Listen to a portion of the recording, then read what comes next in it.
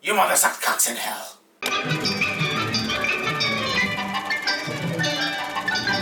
I'll show you how it's done. Shazam!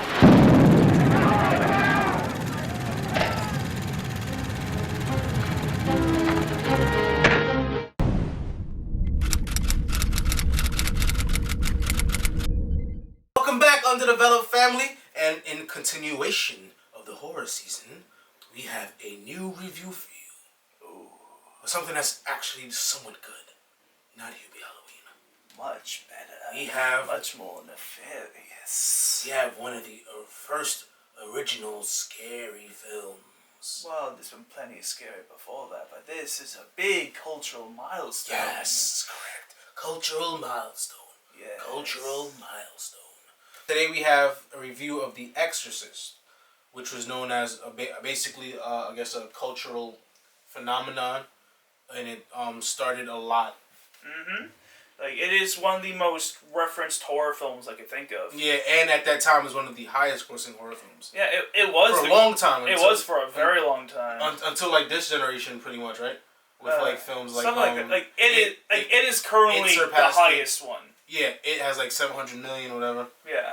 And they count a lot of other movies as horrors, which I don't agree is horror films. Like, I wouldn't consider them horror films. Like, sometimes I see Parasite labeled as a horror film, I'm just like, no, what are you talking about? It's just, it doesn't make any I mean, sense. I love Parasite, but it's not a horror film. Wait, you talking about the Korean film, Parasite? Yes. That's listed as a horror film? Sometimes, yes. What? Okay, so The Exorcist came out in 1973, and it was directed by William Friedkin, who's kind of similar to Michael Mann in the fact that he comes from a documentary background. So I guess that does affect his filming style, because it did have, like, a really realistic aspect, day in the life kind of, like, aspect to this film for sure. So yeah, I really feel it had, like, a day in the life, like, it really explored the lives of, like, these characters. It did, like, it very much took like, Exorcist very much looks at its protagonist as, like, there are people like, oh, well, if this happens, then logically this would also happen in real life, but it doesn't always benefit its story, I don't feel. Yeah, I feel the same way. Ironically, they didn't do it enough for the characters I did care about. No. Like, there are a lot of characters that could have been easily written off this movie. They could have been sequences of this movie that could have been written out. And yeah, there could have been long sequences even. At all, I feel. Yeah, like, you could have easily cut this down to, like, an 80 or 90-minute movie and been better, in my opinion. This movie was, like, 2 hours and 12 minutes long. Like, yes, it was. That's the runtime, and it doesn't need to be that long. It did not at all, dude. No. Oh, yeah, this is the first horror film. This was the first horror film to be nominated for not only one Academy Award, but, like, 10 Academy Awards. Mm-hmm. Including for Best Picture. Which is fine. Including for Best Picture, which is insane. It must have been a really slow year. But I'm not too sure what came out that year. But I guess sound, definitely in acting, because the little girl, Reagan, who's that's a weird name for a female. Reagan was by far, I feel, the best part of this movie. Yes. Performance-wise, narrative-wise, her character stole everything. It's no coincidence that the films that you see homage and satirize the most are the ones with Linda Blair as the child and with Max von Sydow as the priest who bookends the fucking movie. Because they give the two best performances. This film was even got indoctrinated into the Library of Congress as part of its the National Film Registry. Yeah. For being culturally, historically, and aesthetically significant. They do that with, like, huge films, and they also do that with big albums as well. The legacy of this film is very much of that. Yeah, I guess because it was definitely original for its time. It did make an impact. And it did make a ton of money for its time as well. Like, I think a big reason why this movie is so culturally, like, it's why it saves people is very much, like, the actors, especially Reagan. Yeah, for sure. I think she's by far. Linda Blair. Like, she steals. Linda Blair knocked it out of the fucking park. Yeah, like when she started acting like a bratty teenager. Yeah. After she got infected by the Ouija board, whatever you want to call it, that gave her her powers. Yeah, like after she was possessed by the demon. That was really weird, but that was unclear if that was the reason why she got it. I have no idea how she got it. I guess the Ouija board. I don't know. Yeah, I don't know. That's kind of a corny. I don't know. But yeah, I don't know if there is an explanation how like double possessed her or not. But anyways, yeah. So after she got, I guess when she started to show, like, I guess symptoms, if you want to call it symptoms of, like, she basically became like a moody teenager, like really being a brat, like really like somebody that needs to get their ass beat by their parents. Mm-hmm. And ironically, her mother is somebody that's like wouldn't do that. Like she's Somebody that's probably pretty much about her career. She's Yeah. an atheist, which is a good twist. That's kind of unusual for a character at that time to be portrayed, you know? Yeah, Because usually, if it's very rare those characters would even pop up, if they did, they were not portrayed well. And the unique thing is a whole bunch of religion that's around her. You know what I'm saying? Like there's literally shots of yeah, she's surrounded by priests and shit. priests. Yeah, everybody talking about faith. She's in the world of that. And pretty much. even a good friend of hers is a priest, which Yeah. you don't need to be a theist to be friends with a priest. But Of still, course, but Linda Blair as Reagan crushed it, hands down. Like- I thought she was so good. I felt the movie would have benefited if she was like the main character. And the movie followed her and her experience becoming like possessed by this demon and changing in personalities and really making it about her. You know what I'm saying? Like I felt from her perspective, it'd have been a much scary movie. It'd have been an opportunity to really tap into some real crazy, visceral, disturbing imagery. Yeah. You know, that definitely would have been controversial for its time. And even though this film is kind of controversial for its time, it already really was. Yeah, you know, I'm like pretty positive. At least for its time. But the thing, I don't think it holds up as much now. Thinking about it, like what it did for its time, it's definitely like I guess a classic for sure. Yeah, it is. Like, apparently there was a rating controversy. I'm pretty sure there was. There's a lot of controversial parts about her. Yeah, you want to see when she was peeing on the floor. Okay. Now this makes way more sense now that I'm reading it. Okay, apparently like this happens to a lot of horror movies, especially back in the day. But this is one of those films where it had to be recut a bit because after originally getting an X rating, and that makes a lot of sense to me. Because there are many points where I feel like they could have gone a little extra with some things. Like I feel like they gave us we had a scene where something happens and it just ends. I'm like, no, I want there to be more of that scene. But now, realizing the MPAA stood in and we're being assholes as usual, that makes way more sense to me. Because that's how they ruined all the Friday the 13th sequels. They're like, no, this is too much. You must recut. Yeah, if you're going to do a slasher film, do a fucking slasher film. I know. Like, don't try to do a slasher film and try to make it something that would be put on network TV. Like, go all out. It's a slasher film for a reason. We want to see slasher. We want to see. A lot of them do. Visceral, a lot of them do want to make their films like that, but the ratings board literally won't even let them sometimes. But that's the whole purpose of a rated R movie. No, like they'd give it an X rating, not an R rating. But R rating is restricted for a reason. Yeah, but if they're giving an X rating, then most theaters won't even show it. Wow, because of some spooling of guts and shit. The MPAA is pissed off enough. They'll just slap an X rating onto something, just even though they know that doing that would make that movie fail, and oftentimes they'd have to recut to tone things down. Yeah, okay, whatever. That's what happens a lot of times. That sucks, but it does suck. But anyways, back to the movie. This movie is essentially an ensemble cast. It follows different people. It follows a priest who's down on his faith. And is even more so on that because his mother is basically dying. And he's seeing her deteriorate in front of his very eyes. And you follow this actress, or not actress, this well-known filmmaker, director, who has a daughter who's exhibiting some weird behavior, some strange behavior. All of a sudden she was like behaving, she's like doing weird shit. Yeah, like for instance, she pees in a party, which I thought was hilarious. Like who hasn't well, done that before? I mean, the creepy thing isn't that she pees. The creepy thing is that she tells him, "You're gonna die up there," and that's legit how he dies. Yeah, she basically foretells this guy's death, and then actually, presumably, she did it not too long after. I mean, no one else is in the room to push him out the window, so... I get it, but we didn't actually see it. But yeah. Anyways, one thing I do like about this film is that it doesn't really cut. It's not really end of days. You know, it has like an end of days kind of, I guess, like. I mean, subject matter. Yeah, I mean, because there are multiple. Well, even before that, we saw that there have been exorcisms before. So so there's like at least some bit of history of demonic possession already. It's not the end of the world if somebody gets possessed by a demon. So she gets pretty much possessed, we assume, because of her weird behavior, and then because of course since the mother doesn't really believe in that, in the religious stuff, her first reaction is pretty normal. Like she takes her to doctors, get MRI scans. You know, see what's going on. And in last resort, she goes to Exorcist when it gets to the point where it's like, okay, something's really weird is going on. You know, and that's what, like, with the realism, Friedkin's realism was a conscious decision, and it made the world that more realistic. Yes. Like, because in real world, if you feel something's really happening, that's why you'd be insane to go. You know, that's what you would do. It wouldn't just cut to like, okay, obviously something's going on. the power of Christ compels you, and holy water and crosses and all you that can't. shit. Yeah, you need something to justify that. You can't Exactly. just go into that. And like films like End of Days or whatever will just get into weird shit like that because that's what they playing. You know, so I do. So one of the strongest aspects of this film, other than the performance by Reagan, the character Reagan, her name already, Linda Blair. Linda Blair is the fact that it is grounded in realism, but it has a surreal kind of plot to it, a surreal genre. Yeah. I love stuff like that that gives realism to surreal genres. That's why I'm really growing to love Dark Knight, Man of Steel, and why I absolutely adore the Dark Knight franchise. Excluding the third one. The thing about it adds dimension to the film and adds a lot of character to the movie. Showing them that they're not just like writing just to fulfill whatever the plot needs. They're really trying to pay respect to reality. Yeah. Which then makes all the scenes in those films more intense.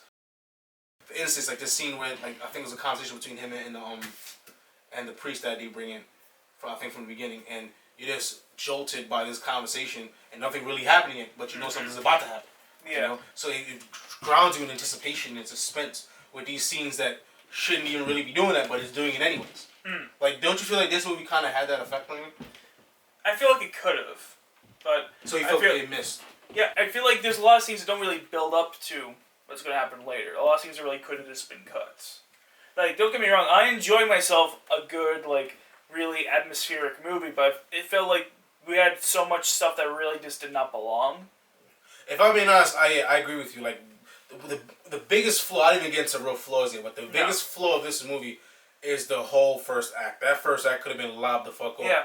The mother stuff, I get why they implement that. They're trying to build out Reagan's world, but it felt like it was more about the mother, and it really wasn't. The mother is not really central to this film at all. The mother really shouldn't have been portrayed as being that important. This film, that's why I don't understand why it got nominated for so much awards. It just must have been the year that it was in. Because this movie is riddled with flaws.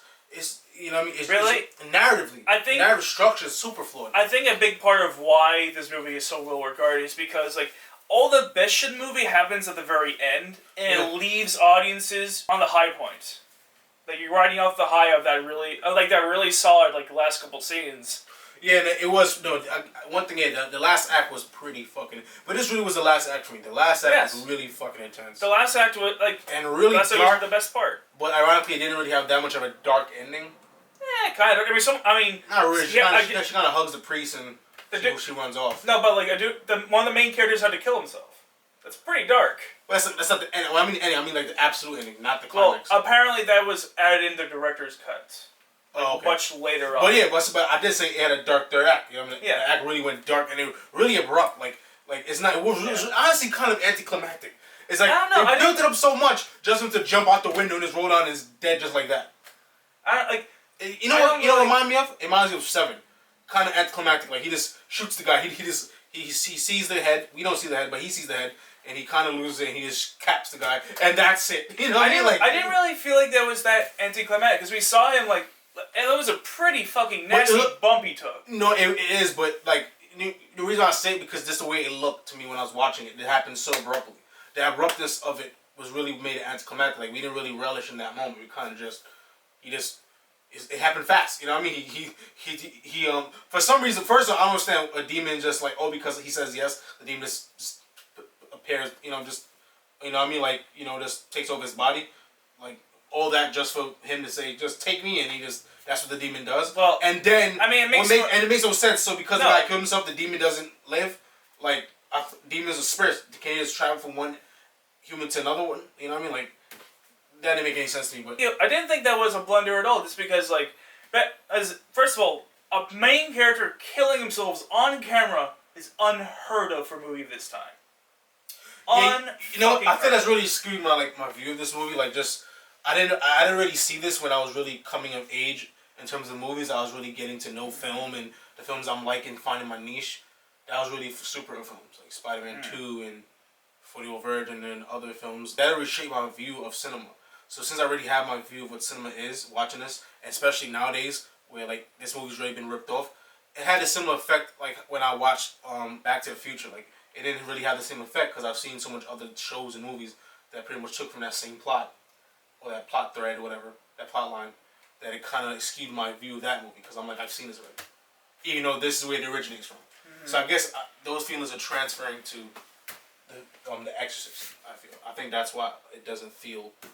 I don't know. It is. I just didn't catch anything. Like I didn't really feel anything watching this movie. Like I feel like the parts where I was supposed to feel, I'm supposed to feel a certain way, like afraid or surprised. It just didn't do it. Well, you might have a point with how you're perceiving these movies, but I think a good chunk of that is due to just the lackluster pacing.